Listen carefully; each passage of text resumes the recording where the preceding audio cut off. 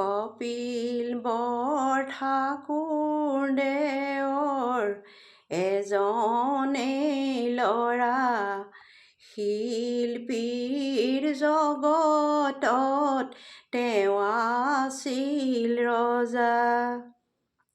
ঘৰত তেওঁক মাতিছিল গল্ডি নামে, দেশৰ সকলোৱে ভগৱান মানে। কলেজত জানিছিল জুবিন গাৰ্গ নামে, টোল পাৰ লগাইছিল তেওঁ সংগীতে। কম বয়সতে অসুস্থ হ'ল, জিৰণি ল'বলৈ সময়েই নহ'ল।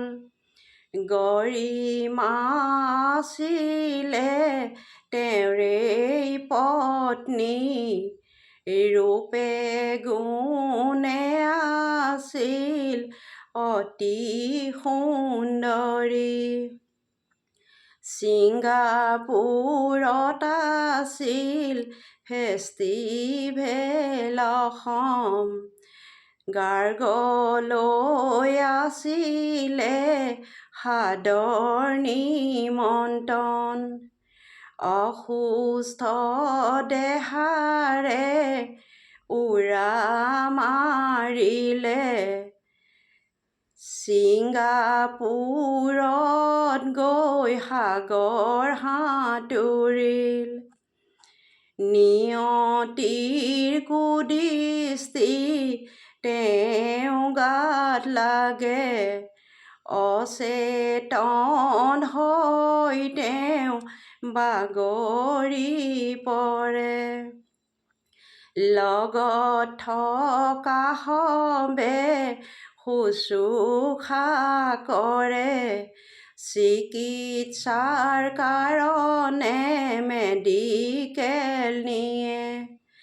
অশেষ চেষ্টা কৰি চিকিৎসা চলিল, তথাপি জুবিন গাৰ্গ বাচি নাথাকিল। খবৰ পাই গৰিমা আচৰিত মানে, বিশেষ জানিবলৈ ফোন কল কৰে। লগত থকা সবে ৰিচিভ নকৰে, দেশৰ সকলোৱে সন্দেহ কৰে। অৱশেষত জানিলে তেওঁৰ মৃত্যুৰ ৰহস্য, উদ্ঘাটন কৰিলে। সকলোৱে বুজিলে মানৱৰূপী দানৱে তেওঁক মাৰি পেলালে।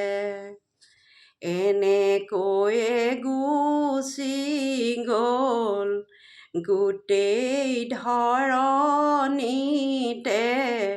তেওঁৰ স্মৃতি থাকি গ'ল।